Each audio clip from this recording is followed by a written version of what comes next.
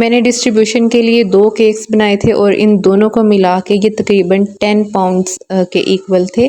इसकी रेसिपी आपसे आज मैं शेयर करूँगी। सबसे पहले तो मैंने 150 ग्राम चीनी को मेजर किया है और इसका फ़ॉर्मूला सिंपल है।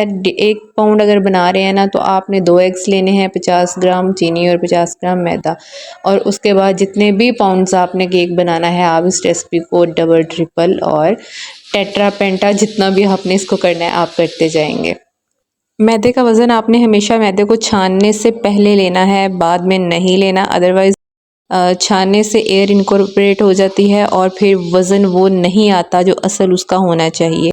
एग्स को आपने अगर गर्मी है तो एक एक सेपरेट तोड़ के ऐड करना है, ताकि अगर कोई एक भी ख़राब अंदर चला गया तो सारे जो अंडे हैं उनको वेस्ट करना पड़ जाएगा। जो मैदा है इसको 3 दफ़ा मैं छानूंगी ताकि ये बहुत ज़्यादा लाइट हो जाए। जितना ज़्यादा मैदा लाइट होगा उतना ज़्यादा अच्छा फ्लफ़ी आपका स्पंज रेडी होगा। 6 एग्स लिए थे, 7 चीनी को मैंने अच्छे से पीस लिया है। चीनी का वज़न भी जब वो ग्रेनुलेटेड थी उस टाइम मैंने किया था, पीसा उसको मैंने बाद में। अब इसे इतना बीट करना है कि ये एक फ्लफ़ी सा मिक्सचर बन जाए और तकरीबन 6 to 7 मिनट्स तक मैंने अंडे और चीनी का जो मिक्सचर था उसको बीट किया है। ये देखें कि डबल ट्रिपल इसकी हो गई है और 1 टेबलस्पून भर के मैंने वनीला एसेंस ऐड कर दिया था और थोड़ा थोड़ा करके जो मैदा है उसको मैं कट एंड फोल्ड करते हुए इसके अंदर मिक्स कर लूँगी।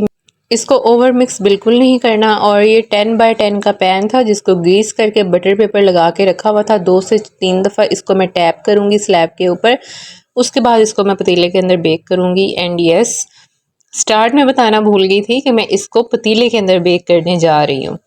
और तकरीबन सवा घंटा, 1 घंटा और 15 मिनट के बाद केक बेक हो चुका था। ज़्यादा टाइम इसलिए लगा कि ये किनारों पे अटका रहा है, पतीला जो है वो छोटा था। सो मैंने इसको इसी तरह से बेक कर लिया। ये सेकंड वन है, इसकी सिर्फ फाइनल की लुक आपको दिखा रही हूँ। तो इसी तरह से मैंने 3 स्पंज बनाए थे 10 बाय 10 के मोल्ड में। एंड रेसिपी सेम रहेगी और बेसिक स्पंज की यही रेसिपी है। अगर आप ऑयल बेस बना रहे हैं तो उसमें थोड़ी सी चेंजिंग करना पड़ेगी। मैंने विदाउट ऑयल जो है एक बेसिक स्पंज जो सिंपल होता है वो बनाया है और बहुत अच्छा ये स्पंज बना। मैं 2 केक्स बना रही हूँ और 2 केक और मुझे उसकी 3 लेयर्स चाहिए। तो मैंने 3 केक इसलिए बनाए हैं कि हर केक की मैं 2-2 लेयर्स कट करूँगी और 2 केक में मैं 3 लेयर्स ऐड कर दूँगी। यानी जो थर्ड वन होगा उसकी एक लेयर को एक केक में यूज़ कर लूँगी और दूसरी लेयर को दूसरे केक में कर लूँगी। और मुझे बहुत ब्रीक वाली लेयर्स भी नहीं चाहिए थी।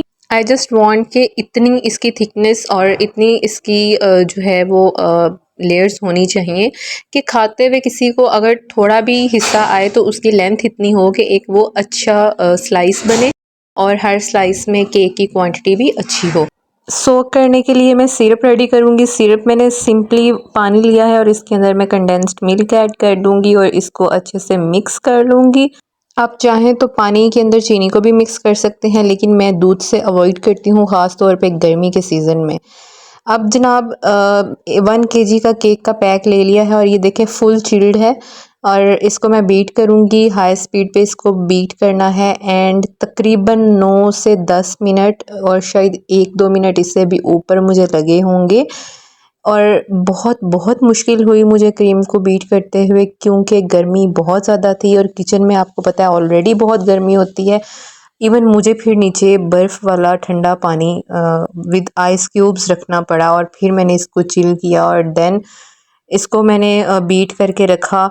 अब देखें कि मैं केक को असेंबल करूँगी और सिरप कम कम सिरप लगा रही हूँ, बहुत ज़्यादा मैं सोक नहीं करूँगी क्योंकि जो मेरा स्पंज है वो ऑलरेडी मॉइस्ट और ऑलरेडी सॉफ्ट था। Moist and soft in a sense के मैंने एक दिन पहले स्पंज रेडी किया था और इसको मैंने फ्रिज में रख दिया था कवर करके अच्छे से क्लिंग रैप से। तो वो बहुत अच्छा सॉफ्ट खुद ही हो गया। एक एक रात जो मैंने उसको रखा फ्रिज में उसमें काफ़ी हद तक वो सॉफ्ट हो चुका था। एंड इसलिए मुझे सिरप की कोई बहुत ज़्यादा ज़रूरत पेश नहीं आई। तो जितना मुझे फ़ील हुआ मैंने उतना इसको सिरप के साथ सोक किया है। सोक करने के बाद मैं इसके ऊपर क्रीम अप्लाई करूँगी एंड क्रीम भी बहुत भर भर के नहीं लगाई, लेकिन जैसे भी मैंने इसको यूज़ किया है 1 केजी मेरे इस केक में, यानी अराउंड 5 पाउंड के केक में ऑलमोस्ट पूरी आ गई थी, बिल्कुल थोड़ी सी बची थी।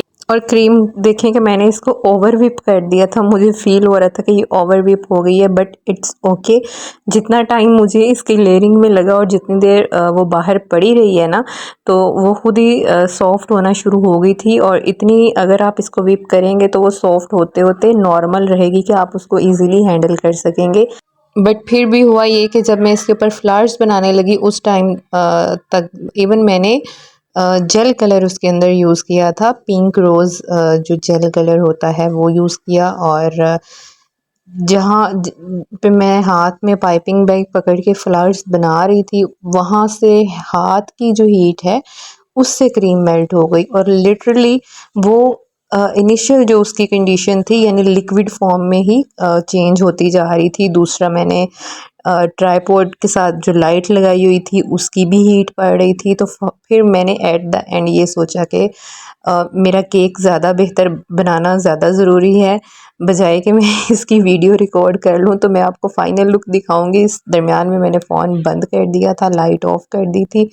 इवन मैं इसको रूम में ले गई और मैंने फुल एसी भी ऑन किया, बट बैड लक इज़ के परसों रात जो है लाइट ने भी बहुत ज़्यादा तंग किया। मैं रात 10 बजे तक जागती रही, वेट किया कि लाइट आ जाए तो मैं इसको कंटिन्यू करूं, बट लाइट नहीं आई। फिर लाइट काफ़ी लेट नाइट आई तो फिर मैं सो गई और मैं सुबह 3 बजे उठी, यानी कल मॉर्निंग में 3 बजे उठी और स्टार्ट मैंने किया 3 बजे अगेन इसके ऊपर काम करना। और दूसरे केक को भी मैंने आइसिंग करनी थी, तो फिर मैंने ये काम उस टाइम शुरू किया। और अल्हम्दुलिल्लाह जब फजर की अज़ान हो रही थी उस टाइम तक मेरे दोनों केक डन थे, क्योंकि मैंने फजर की नमाज के बाद तकरीबन 5 से 5:30 के दरमियान ही मैंने इसको डिस्ट्रीब्यूट करना था। तो तब तक जो है जो मेरा टारगेट था फाइनली मैंने अल्हम्दुलिल्लाह उसको अचीव कर लिया। और ये देखें कि ये मॉर्निंग में फिर मैं बाकी का काम इसके ऊपर कर रही थी। इसके ऊपर फ्लावर्स बनाए हैं और दूसरे केक की लुक भी मैं आपको दिखाऊंगी। बहुत बहुत खूबसूरत बना था। अच्छा, इसके जो किनारे थे ना, साइड्स, उसको मैंने बहुत जो है वो क्लियर नहीं किया था, क्रीम को उसके ऊपर बिल्कुल स्मूथ नहीं किया था, क्योंकि मुझे पता था कि मैंने उसके ऊपर डिज़ाइनिंग इस तरह से करनी है। तो दैट्स वाई वो एजेस जो है वो खुद ही कवर हो जाने थे, तो मुझे ज़्यादा टाइम लगाने की ज़रूरत नहीं थी। सेकंड केक देखें कि उसको मैंने इस तरह से रखना था और वो कितना नीट है। Even I am not professional baker और ना ही मैंने कहीं से सीखा है, बट स्टिल अल्हम्दुलिल्लाह मैं बहुत बहुत अच्छी बेकिंग कर लेती हूँ। इस केक को खाने के बाद बहुत से लोगों ने मुझसे रिक्वेस्ट की कि उन्हें केक के ऑर्डर्स मैं उनसे ले लूँ और उन्हें भी बना के दे दूँ, और तारीफ़ भी बहुत ज़्यादा हुई थी। सब ने केक खाने के बाद तारीफ़ की थी, इवन मुझे खुद भी यकीन नहीं आ रहा था। आप भी इसको लाजमी ट्राई करिएगा। Stay connected for more delicious recipes. अल्लाह हाफ़िज़।